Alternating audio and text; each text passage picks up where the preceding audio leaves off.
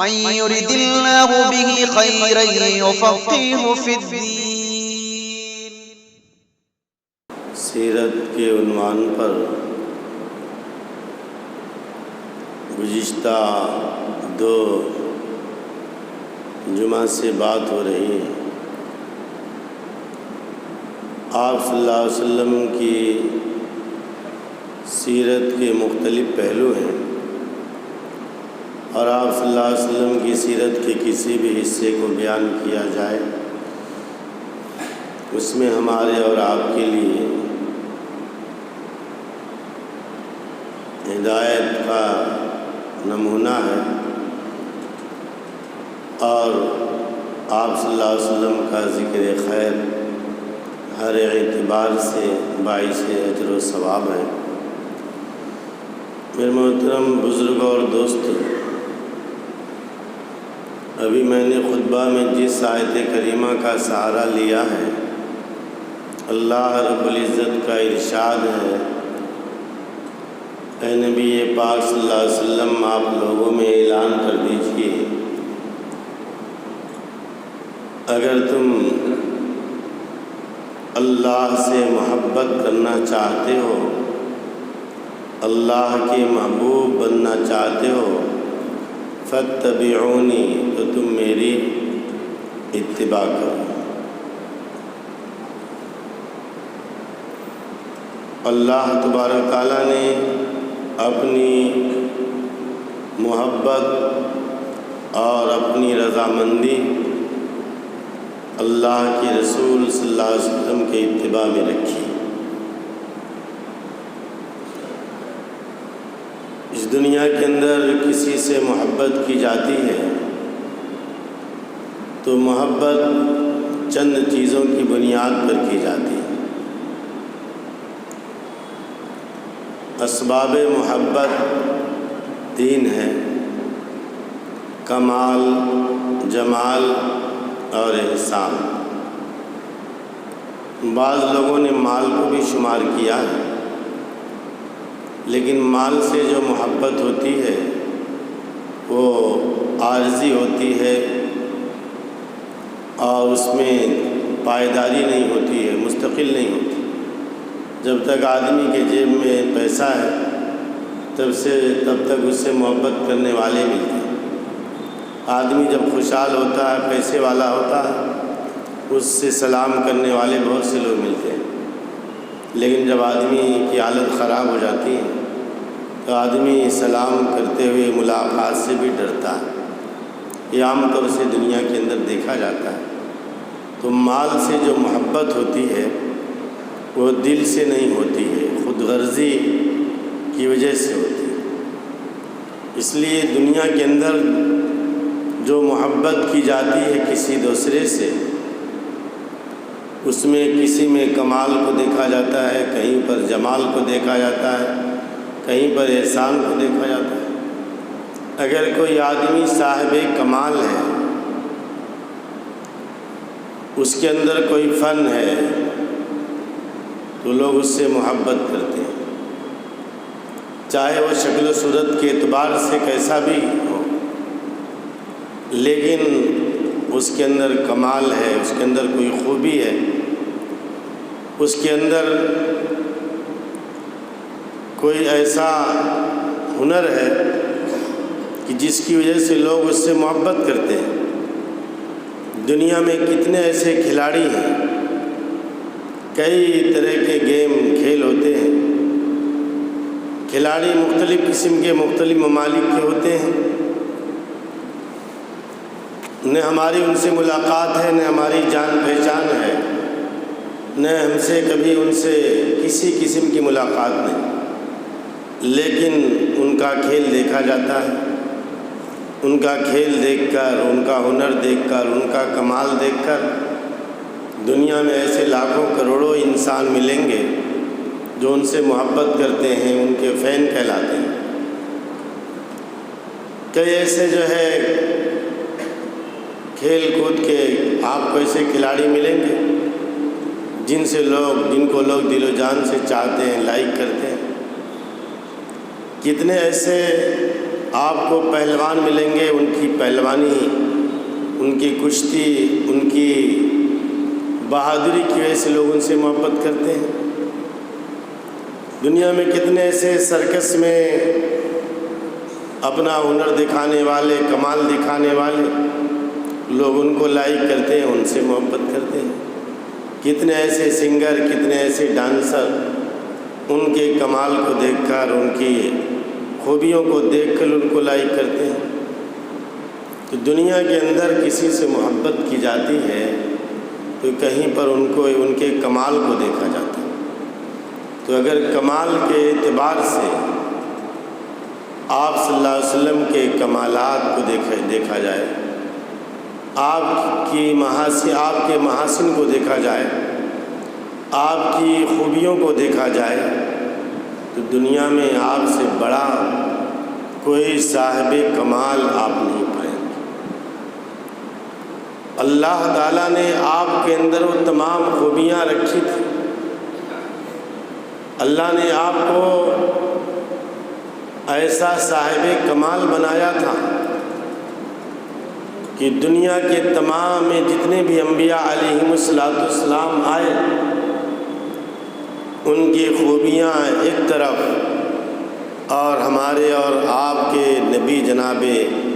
محمد رسول اللہ صلی اللہ علیہ وسلم کی خوبیاں ایک طرف، تمام انبیاء کے کمالات ایک طرف، میرے نبی کے کمالات ایک طرف۔ تمام انبیاء کے اندر جو خوبیاں تھیں، اللہ تعالیٰ نے ان تمام خوبیوں کو ہمارے اور آپ کے آقا جناب محمد الرسول اللہ صلی اللہ علیہ وسلم کی ذات اقدس میں اللہ تعالیٰ نے رکھ دیا تھا۔ حسن یوسف دم عیسیٰ ید بیضا داری،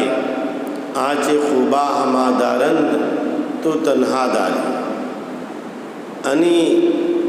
یوسف علیہ السلام کا حسن، عیسیٰ علیہ السلام کا کمال، موسیٰ علیہ السلام کا کمال ایک طرف، اور آپ کی خوبیاں، آپ کے کمالات ایک طرف۔ جہاں کے سارے کمالات ایک تجھ میں ہیں، تیرے کمال کسی میں نہیں مگر دو چار۔ یہاں تک کہ اگر آدم علیہ السلام سے لے کر عیسیٰ علیہ السلام کے تمام پیغمبروں کے معجزات اور ان کے محاسن کو ایک طرف رکھا جائے اور آپ صلی اللہ علیہ وسلم کو ایک طرف رکھا جائے، تو اللہ تعالیٰ نے آپ کے اندر وہ تمام خوبیاں رکھی تھیں جو تمام پیغمبروں کے اندر جو خوبیاں تھیں۔ اگر ایسا کوئی گلدستہ بنایا جائے تمام انبیاء کی سیرت کا، ان کے محاسن کا، جس میں آدم علیہ السلام کی نجات بھی ہو، نوح علیہ السلام کی لطافت بھی ہو، ابراہیم علیہ السلام کی خلت بھی ہو، ایوب علیہ السلام کا صبر بھی ہو، یعقوب علیہ السلام کا غم بھی ہو، عیسیٰ علیہ السلام کی نظامت بھی ہو، سلیمان علیہ السلام کی سیاحت بھی ہو، ان تمام انبیاء کی ان خوبیوں کو ایک طرف رکھا جائے، ایک گلدستہ بنایا جائے اور اس کا نام رکھ دیا جائے محمد، تو آپ صلی اللہ علیہ وسلم ان تمام کمالات اور خوبیوں کے مظہر کامل ثابت ہوں گے۔ اللہ تعالیٰ نے آپ کو ایسا صاحب کمال بنایا، اسی لیے لوگ دل و جان سے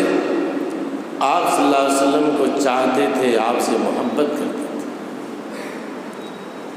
دوسرا سبب دنیا کے اندر جو کسی سے محبت کی جاتی ہے، اس کے جمال کو، اس کی خوبصورتی کو دیکھ کر کی جاتی ہے۔ دنیا میں بہت سے لوگ ایسے ملیں گے جو ظاہری شکل و صورت کو دیکھ کر لوگ فریفتہ ہو جاتے ہیں، دیوانے ہو جاتے ہیں اور لوگ ان سے محبت کرنے لگتے ہیں۔ دنیا میں ایسے ہزاروں لاکھوں کروڑوں عاشق ملیں گے۔ دنیا کے اندر کسی سے محبت کی جاتی ہے اس کے حسن و جمال کو دیکھ کر، اس کی خوبصورتی کو دیکھ کر۔ اگر حسن و جمال کی بات کی جائے تو ہمارے اور آپ کے آقا جناب محمد الرسول اللہ صلی اللہ علیہ وسلم سے زیادہ کوئی صاحب جمال نہیں،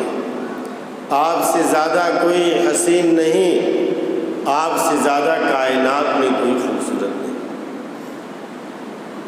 اس میں شک نہیں کہ یوسف علیہ السلام کو اللہ تعالیٰ نے حسن و جمال کا شاہکار بنایا تھا۔ اللہ تعالیٰ نے یوسف علیہ السلام کے حسن کا تذکرہ قرآن پاک میں کیا تھا، لیکن جو کشش اور جو ملاحت اللہ کی رسول صلی اللہ علیہ وسلم کے چہرے اقدس میں، اور جو نورانیت اور جو خوبصورتی محبت آپ صلی اللہ علیہ وسلم کے چہرے میں نظر آتی ہے، دنیا کی تاریخ میں کسی انسان سے اتنی محبت نہیں کی گئی جتنی محبت جناب محمد رسول اللہ صلی اللہ علیہ وسلم سے کی گئی۔ کتنے ایسے لوگ ہیں جنہوں نے آپ صلی اللہ علیہ وسلم کے چہرے اقدس کو دیکھ کر، چہرے انور کو دیکھ کر وہ اسلام میں داخل ہو گئے۔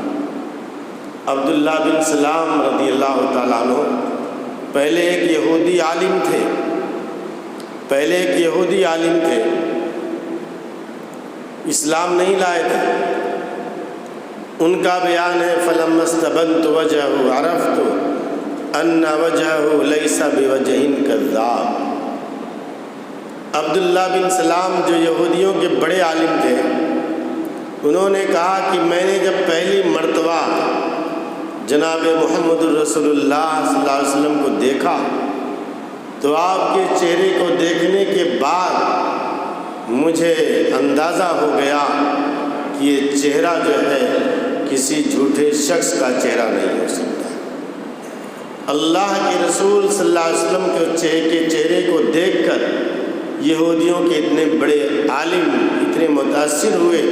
انہوں نے کہا مجھے اندازہ ہو گیا کہ یہ چہرہ کسی جھوٹے شخص کا چہرہ نہیں ہو سکتا۔ یہ حدیث کے الفاظ ہیں جو میں آپ کو بتا رہا ہوں، سنا رہا ہوں۔ حضرت ابو رافع رضی اللہ تعالیٰ عنہ جو قریش کے قاصد بن کر آئے تھے آپ صلی اللہ علیہ وسلم سے بات چیت کرنے کے لیے، وہ پہلے اسلام نہیں لائے تھے، ایمان نہیں لائے تو انہوں نے کہا فَلَمَّا رَأَيْتُ رَسُولَ اللَّهِ صلی اللہ علیہ وسلم أُلْقِيَ فِي قَلْبِي الْإِسْلَامِ، جب میں نے محمد صلی اللہ علیہ وسلم کو دیکھا تو میرے دل کے اندر اسلام کی عظمت،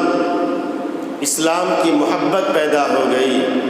اور آپ صلی اللہ علیہ وسلم کو دیکھنے کے بعد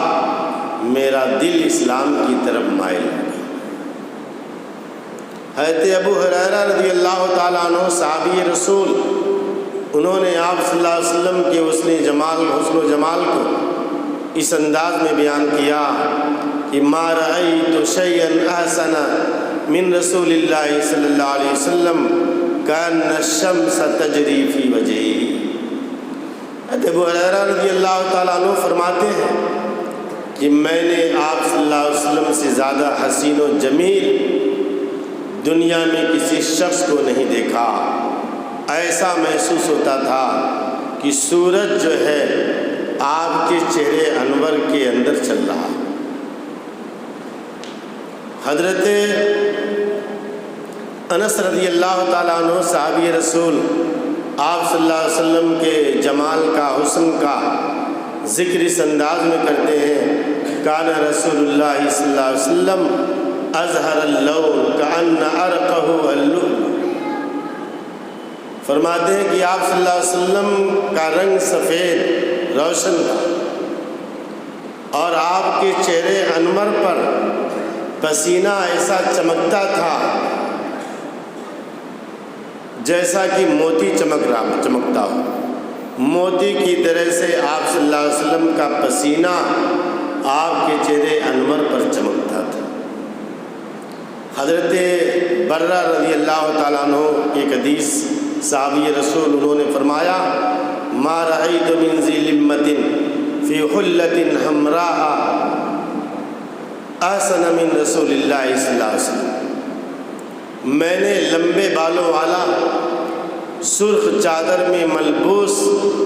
آپ صلی اللہ علیہ وسلم سے زیادہ حسین اور خوبصورت میں نے دنیا میں کسی کو نہیں دیکھا۔ حضرت کعب بن مالک رضی اللہ تعالیٰ عنہ آپ صلی اللہ علیہ وسلم کے حسن و جمال کا تذکرہ فرماتے ہیں، کان رسول اللہ صلی اللہ علیہ وسلم اذا سر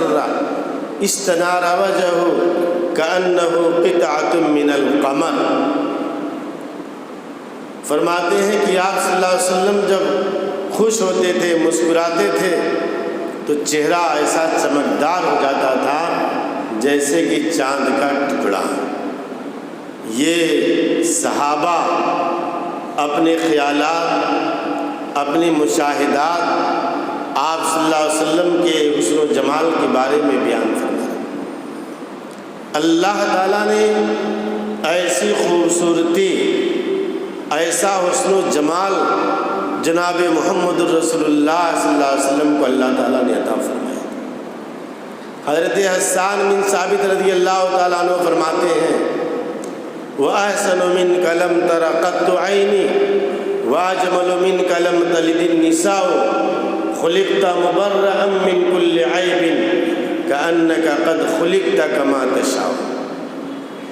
شاعر رسول حضرت حسان بن ثابت رضی اللہ تعالیٰ عنہ جو ایک بہت بڑے شاعر تھے، آپ صلی اللہ علیہ وسلم کی نعت سنایا کرتے تھے۔ کبھی کبھی آپ صلی اللہ علیہ وسلم مسجد نبی کے منبر پر ان کو بٹھا کر کے کہتے تھے کہ اے حسان تم اشعار سناؤ۔ حضرت حسان رضی اللہ تعالیٰ عنہ منبر رسول پر بیٹھ کر آپ کی شان میں نعت سنایا کرتے تھے۔ انہوں نے آپ صلی اللہ علیہ وسلم کی شان میں یہ اشعار پڑھے وَأَحْسَنَ مِنْكَ لَمْ تَرَ قَطُّ عَيْنِي، کہ میں نے آپ سے زیادہ، میری آنکھوں نے آپ سے زیادہ حسین کسی کو نہیں دیکھا، اور دنیا کی کسی ماں نے آپ سے زیادہ خوبصورت بچہ نہیں جنا۔ اللہ تعالیٰ نے آپ کو تمام عیبوں سے پاک اور صاف پیدا کیا۔ آپ کو ایسا پیدا کرنا تھا جیسا آپ کو کا حق تھا۔ حضرت جبریل علیہ السلام نے بھی آپ کی شان میں آپ کی خوبصورتی کو اس انداز میں بیان فرمایا آفاقہا گردیدہ ہم مہر بتا ورزیدہ ہم بسیار خوبہ دیدہ ہم لیکن تو چیزیں دی گئی۔ حضرت جبریل علیہ السلام نے فرمایا کہ میں نے پوری دنیا کا چکر لگایا اور پوری دنیا میں نے گھوما، لیکن آپ صلی اللہ علیہ وسلم سے زیادہ حسن و جمال والا، آپ سے زیادہ عظیم شخصیت میں نے دنیا میں کہیں نہیں پائی۔ اللہ تعالیٰ نے آپ کو ایسا حسن و جمال عطا کیا۔ تو میرے محترم بزرگوں اور دوستوں، دنیا میں محبت جو کی جاتی ہے کسی کے حسن و جمال کو دیکھ کر، تو اگر اس اعتبار سے بھی دیکھا جائے تو دنیا میں آپ سے زیادہ کوئی صاحب جمال نہیں۔ اللہ کے رسول صلی اللہ علیہ وسلم سے صحابہ کو ایسی عقیدت، ایسی محبت تھی کہ بعض صحابہ صبح اٹھتے ہی آپ صلی اللہ علیہ وسلم کی زیارت کرنا وہ پسند کرتے تھے کہ سب سے پہلے آپ صلی اللہ علیہ وسلم کا چہرہ دیکھتے تھے۔ کیسی عقیدت تھی، کیسی محبت تھی صحابہ کو کہ وہ صحابہ آپ صلی اللہ علیہ وسلم کو اگر دیکھ لیتے تھے تو ان کا غم ہلکا ہو جاتا تھا۔ اللہ رب العزت نے صحابہ کو کے اندر ایسی عقیدت اور محبت پیدا کی تھی۔ تو میرے محترم بزرگوں اور دوستوں، دنیا میں صحابہ نے محبت کی ہے آپ صلی اللہ علیہ وسلم سے، تمام انسانوں نے محبت کی ہے۔ اور صحابہ کیسے آپ صلی اللہ علیہ وسلم کے عاشق تھے؟ حضرت ابوبکر صدیق رضی اللہ تعالیٰ عنہ جو آپ صلی اللہ علیہ وسلم کے بہت ہی خاص صحابی، امت کا اجماع ہے انبیاء کے بعد اس کائنات میں اگر کوئی سب سے بعد کسی کا درجہ ہے انبیاء کے بعد تو ابوبکر صدیق رضی اللہ تعالیٰ عنہ کا درجہ۔ اللہ تعالیٰ نے آپ صلی اللہ علیہ وسلم کے ساتھ جو آپ نے رفاقت کا حق ادا کیا، اس کی مستقل کتابیں ہیں، آپ سیرت پڑھیے سیدنا ابوبکر صدیق رضی اللہ تعالیٰ عنہ کہ اللہ کے رسول صلی اللہ علیہ وسلم نے اپنی زبان سے کہہ دیا کہ دنیا میں نے ہر ایک کا حق ادا کر دیا، کسی کا حق میرے اوپر باقی نہیں سوائے ابوبکر صدیق رضی اللہ تعالیٰ عنہ کے۔ ان کے احسانات ہمارے اوپر اتنے زیادہ ہیں کہ میں نے دنیا میں ان کا حق ادا نہیں کر سکا، اللہ تعالیٰ اپنے فضل و کرم سے ان کو بدلہ عطا فرمائے۔ ابوبکر صدیق رضی اللہ تعالیٰ عنہ ابتدائی اسلام میں جب شروع اسلام زمانہ تھا، ایمان میں داخل ہوئے، ایک مرتبہ آپ نے حرم شریف کے اندر اسلام کا خطبہ دیا، اسلام کا آپ نے تعارف پیش کیا۔ جو کفار مکہ تھے، جو دشمنان اسلام تھے، سیدنا ابوبکر صدیق رضی اللہ تعالیٰ عنہ پر ٹوٹ پڑے اور اس قدر بے دردی کے ساتھ حضرت ابوبکر صدیق رضی اللہ تعالیٰ عنہ کو انہوں نے پیٹا اور مارا کہ بے تحاشا اتنا زیادہ مارا کہ سیدنا ابوبکر صدیق رضی اللہ تعالیٰ عنہ بے ہوش ہو کر کے گر گئے۔ بے ہوشی کی حالت میں ان کو گھر لایا گیا، کئی گھنٹہ تک بے ہوش رہے، اور شام میں جب ہوش آیا تو ابوبکر صدیق رضی اللہ تعالیٰ عنہ کی زبان مبارک پر جو سب سے پہلا جملہ تھا، انہوں نے اپنے زخموں کی پرواہ نہیں کی، کسی کھانے پینے کا تقاضا نہیں کیا۔ 5-6 گھنٹے کے بعد جب ہوش آیا تو آپ کی زبان پر سب سے پہلا جو جملہ تھا، لوگوں سے فرمائے بتاؤ کہ محمد صلی اللہ علیہ وسلم کیسے ہیں؟ لوگوں نے کہا انہی کی وجہ سے تم کو مارا گیا، پیٹا گیا، تم زخمی ہوئے، ابھی تم انہی کا نام لے رہے ہو۔ ابوبکر صدیق رضی اللہ تعالیٰ عنہ نے فرمایا کہ نہیں، مجھے لے چلو، میں اس وقت تک کچھ کھانا نہیں کھاؤں گا، پانی نہیں پیوں گا جب تک میں محمد صلی اللہ علیہ وسلم کو دیکھ لوں۔ ایسی محبت تھی صحابہ کو، میرے محترم بزرگوں اور دوستوں، کہ وہ اپنی جان کی بھی پرواہ نہیں کرتے تھے۔ ایک مرتبہ ایک صحابیہ اپنے لڑکے کو آپ صلی اللہ علیہ وسلم کی خدمت میں لاتی ہے، چھوٹا لڑکا، کہ اللہ کے رسول میرا لڑکا ہے، اس کو بھی آپ جہاد میں لے کر جائیے اپنے ساتھ۔ آپ صلی اللہ علیہ وسلم نے فرمایا کہ تمہارا معصوم بچہ نہ تیر چلا سکتا ہے، نہ تلوار چلا سکتا ہے، نہ دشمنوں سے مقابلہ کر سکتا ہے، یہ جنگ کے میدان میں کیا کام آ سکتا ہے؟ اس عورت کا عشق دیکھیے، اس کی محبت دیکھیے۔ وہ عورت کہتی ہے اللہ کے رسول مجھے معلوم ہے میرا لڑکا تیر اور تلوار نہیں چلا سکتا ہے، دشمنوں سے مقابلہ نہیں کر سکتا ہے، لیکن میں اس لیے آپ کے ساتھ بھیجنا چاہتی ہوں کہ اگر کوئی دشمن آپ پر تلوار چلائے، کوئی دشمن آپ پر حملہ آور ہو تو آپ میرے لڑکے کو سامنے رکھ لیجئے تاکہ آپ کا جسم محفوظ رہے، آپ کے جسم کو کوئی تکلیف نہ پہنچے۔ ایسی عقیدت اور محبت تھی صحابہ۔ میرے محترم بزرگوں اور دوستوں، حضرت ام حبیبہ رضی اللہ تعالی عنہ آپ صلی اللہ علیہ وسلم کی زوجہ محترمہ، ابو سفیان کی بیٹی، اس وقت ابو سفیان اسلام نہیں لائے تھے، ایمان میں نہیں داخل ہوئے تھے،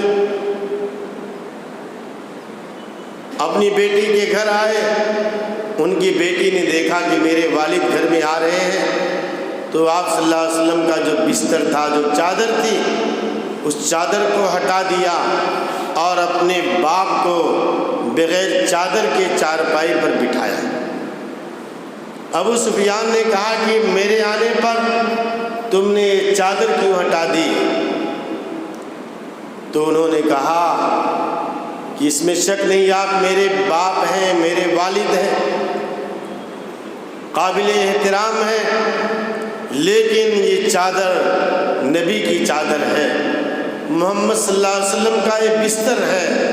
اس پر کسی کافر اور مشرک کو بٹھانا میں مناسب نہیں سمجھتی۔ ایسی عقیدت اور محبت تھی حضرت عبداللہ بن ابی جو رئیس المنافقین، جس نے آپ صلی اللہ علیہ وسلم کو بہت زیادہ تکالیف دی، اس نے آپ صلی اللہ علیہ وسلم کے خلاف بہت مرتبہ سازشیں کی۔ یہ عبداللہ بن ابی جو رئیس المنافقین، منافقوں کا سردار تھا، اس کا لڑکا عبداللہ جو مسلمان تھا، آپ صحابی رسول تھے، اس نے ایک مرتبہ آپ صلی اللہ علیہ وسلم سے کہا کہ اللہ کے رسول، میرے والد، میرے باپ کی وجہ سے آپ کو کافی تکلیف ہو رہی ہے، لو شئت لأتیت برأسہ، اے اللہ کے رسول اگر آپ حکم دیں تو میں اپنے باپ کا سر کاٹ کر آپ کے سامنے حاضر کر دوں۔ اندازہ لگائیے ان کے عشق اور محبت کا، لو شئت لأتیت برأسہ، اگر آپ حکم دیں تو میں اپنے باپ کا سر کاٹ کر آپ کے سامنے حاضر کر دوں۔ حضرت ابوبکر صدیق رضی اللہ تعالیٰ عنہ کے والد جس زمانے میں مسلمان نہیں ہوئے تھے، ایک مرتبہ ابوبکر صدیق رضی اللہ تعالیٰ عنہ کے والد نے آپ صلی اللہ علیہ وسلم کی شان میں کوئی جملہ غلط استعمال کر دیا، گستاخی کر دی۔ ابوبکر صدیق رضی اللہ تعالیٰ عنہ نے اپنے والد کو ایک زوردار تماچا مارا۔ یہ شکایت آپ صلی اللہ علیہ وسلم کے پاس پہنچی، آپ نے پوچھا ابوبکر تم نے اپنے باپ کو تماچا مارا؟ فرمایا اللہ کے رسول میرا باپ تو صحیح ہے، میرا باپ ہے، لیکن اس نے آپ کی شان میں ایسی گستاخی کی، میرا دل چاہ رہا تھا کہ اس سے بھی زیادہ میں بڑی سزا اپنے باپ کو دوں۔ تو میرے محترم بزرگوں اور دوستوں، صحابہ نے آپ صلی اللہ علیہ وسلم سے جو محبت کی ہے، یہ زبانی محبت نہیں، صرف زبانی محبت نہیں کی ہے، خدا پاک کی قسم صحابہ نے جو آپ سے محبت کی ہے، جو آپ سے عشق کیا ہے، جو آپ کی اطاعت کی ہے، ہم اس کی مثال پورے عالم کے اندر ہم کہیں سے لا نہیں سکتے اور اس کی نظیر بیان نہیں کر سکتے۔ آج ہم اور آپ بھی آپ صلی اللہ علیہ وسلم کا نام لینے والے، آپ سے محبت کا دم بھرنے والے، ہم بھی اپنے آپ کو عاشق رسول سمجھتے ہیں، لیکن ہم اپنی سیرت کا، اپنی صورت کا، اپنے اخلاق کا، اپنے معاملات کا، اپنی زندگی کا ہم جائزہ لیں، اپنے شب و روز کا ہم جائزہ لیں کہ ہماری زندگیاں کیسے گزر رہی ہیں، ہم آپ صلی اللہ علیہ وسلم سے کتنا عشق کرتے ہیں، کتنی محبت کرتے ہیں، آپ کی سنتوں پر ہم کتنا چلتے ہیں، ہم آپ صلی اللہ علیہ وسلم کی کتنی اطاعت کرتے ہیں۔ ہر مسلمان جائزہ لے، اپنے دل سے سوال کرے کہ ہم کتنے آپ سے محبت کرنے والے ہیں۔ آج دیکھا جائے، آج ہماری شکلیں مجوسیوں اور نصارہ جیسی، ہماری سیرت یہود و حنود جیسی، ہماری راتیں رقص و سرور میں رنگی ہوئی، ہمارے دن دنیا طلبی اور دولت پرستی میں ڈوبے ہوئے، اور ہماری تجارت حلال و حرام کی قیود سے آزاد، ہماری سیاست ایمان فروشی اور ضمیر فروشی کا سمبل، اور پھر اس پر ہمارا یہ دعویٰ کہ ہم عاشق رسول ہیں، ہم سچے اور پکے مسلمان ہیں۔ آج ہم مسلمان یہود و نصارہ کو اپنا آئیڈیل مان رہے ہیں، آج ہم یورپ کی تقلید کر رہے ہیں، ان کا کلچر، ان کا سویلائزیشن اپنا رہے ہیں، ان کی تہذیب و تمدن کو اپنا رہے ہیں، ان کی بود و باش کو اپنا رہے ہیں۔ آج مسلمانوں کے ہم خود ہمارے نوجوانوں کے حالات دیکھیں، نوجوانوں کے بال دیکھیں، نوجوانوں کا لباس دیکھیں، نوجوانوں کا چال چلن دیکھیں، نوجوانوں کی زندگی دیکھیں، اس سے آپ کو اندازہ ہوگا